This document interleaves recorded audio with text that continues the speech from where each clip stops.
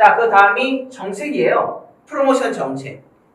이 프로모션은 아까 그 백화점에 비유하긴 했는데 프로모션 정책이라고 하는 건 사실 답을 내기가 사실 쉽지는 않아. 왜? 일시적으로 단가를 떨어뜨리면 많은 고객을 유입할 수 있어요. 하지만 단가를 떨어뜨리는 프로모션의 활동의 양이 많을수록 어떻게 해? 객단가를 높일 수 있는 작업을 하기에는 당연히 불편함이 있고 어려움이 있을 수 있어. 그래서 이 정기 프로모션과 할인 및 혜택에 대한 가이드가 하나 형성될 필요가 있다고 아까 말씀드렸는데 그 이유가 고객을 땡길 때 쓰는 프로모션 정책 3가지, 객단가를 올릴 때 쓰는 프로모션 정책 3가지, 신입 디자이너가 들어왔었을 때 진행하는 프로모션 3가지, 약간 이런 느낌으로 하나의 어떤 이야기를 만들고 그 이야기 안에 있는 조금 더 좀 정해져 있는 약간 매뉴얼화된 그런 프로모션의 구조가 아예 담겨 있으면 사업하기 편하다라는 거죠. 굉장히 많이 고민할 필요가 없어. 기본 틀 한 6가지에서 9가지 만들어 놓고 그 안에 고객의 상황과 시대의 상황과 디자이너의 상황을 접목시켜서 거기에 대입만 시키면 훨씬 더 프로모션 정책을 짜는데 유리하다. 이렇게 말씀을 드리고 싶고요. 예약 같은 경우는 네이버로 인해서 굉장히 발달됐죠.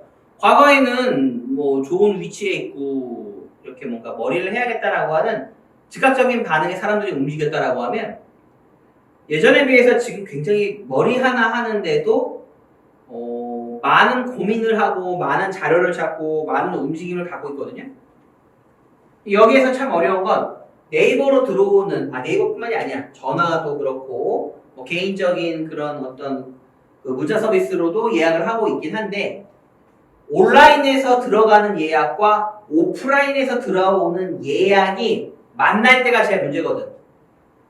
왜냐면 그런 경우의 수가 내가 정하는 스케줄에 대한 그 흐름에 맞춰서 사업을 하는 게 아니라 상황이 그런 걸 만들어 놓고 내가 갑자기 그 상황을 만나야 하는 거면 정말 베테랑이 아니고서는 일하기 힘들죠.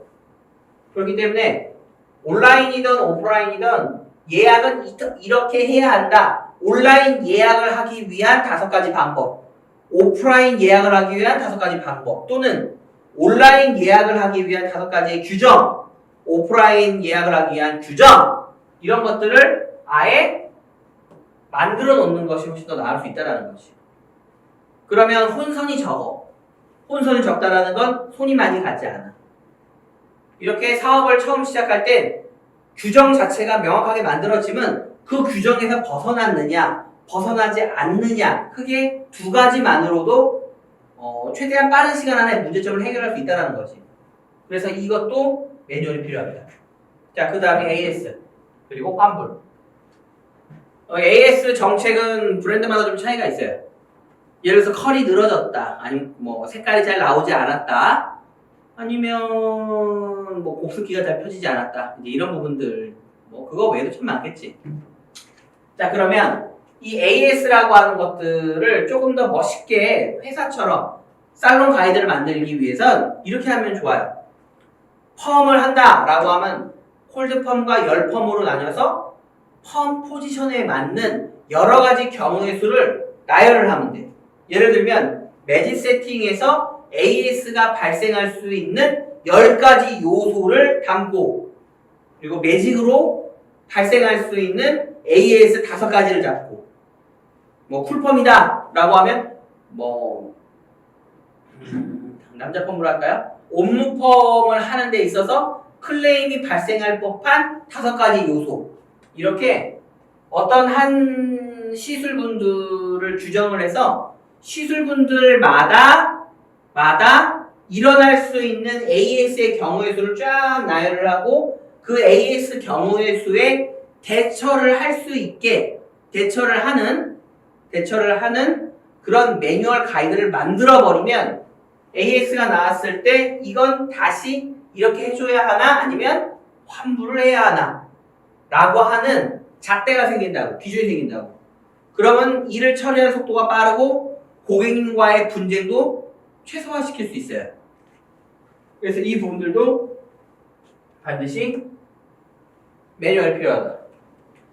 자, 마지막 리뷰. 리뷰라는 건 뭐 맛집에서 이제 많이 쓰죠. 저 맛이 있다 없다 뭐 이런 것도 평가하지만 헤어살롱에서도 네이버 같은 그런 뭐 포털 사이트 여기에서 큰 비중을 차지하고 있는 것 같아요. 네이버 예약을 할 때 내가 선택한 디자이너가 얼만큼 잘한다 잘하지 못한다를 평가할 때는 첫 번째가 그 사람이 올려놓은 디자인 사진 뭐 이런 것들을 볼 수 있을 것 같고요. 그리고 두 번째가 그 사람에 대한 평판도 이제 이거를 리뷰로 보고 있는데 이 리뷰라고 하는 것도 고객이 직접 마음에 우러나서 쓰는 경우도 있지만 디자이너가 요청을 해서 만들어내는 경우도 있다고. 그러면 이 부분도 리뷰를 고객이 직접 우러나와서 썼을 때에 대한 혜택, 아니면 우리가 제안해서 써주시는 것에 대한 혜택, 아니면 뭐 그게 일반 리뷰인지 영수증 리뷰인지 블로그 리뷰인지에 따라서 정해질 수 있는 혜택, 이런 부분들을 가이드를 분리해서 매뉴얼을 만들었을 때는 훨씬 더 운영 관리가 편하다. 다시 말해 고객 운영을 위한 이러한 매뉴얼들을 오픈하기 전에 만들어 놔야 되는 거야. 내 뇌에만 있는 게 아니라 항상 서식으로 만들어 놓고 직원들이 많으면 많을수록 이 질서와 이 가이드는 중요하거든. 직원이 적어도 가이드는 나와 있어야 해요. 왜? 비즈니스니까, 사업이니까. 그렇죠?